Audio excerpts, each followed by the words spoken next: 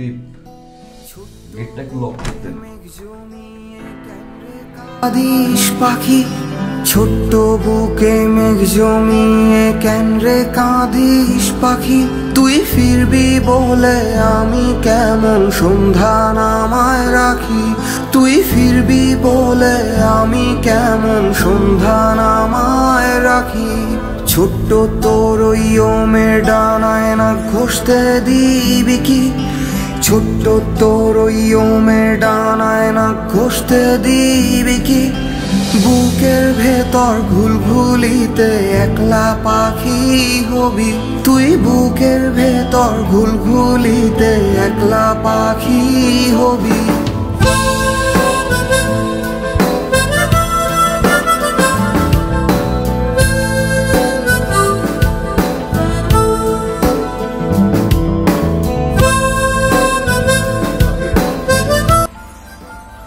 এ হচ্ছে তোমার ভাবি, হ্যাঁ এ হচ্ছে আবির, পাশে রুমে থাকে, ওরই ফ্ল্যাট, ওর কাছ থেকে রুমটা ভাড়া নিয়েছি।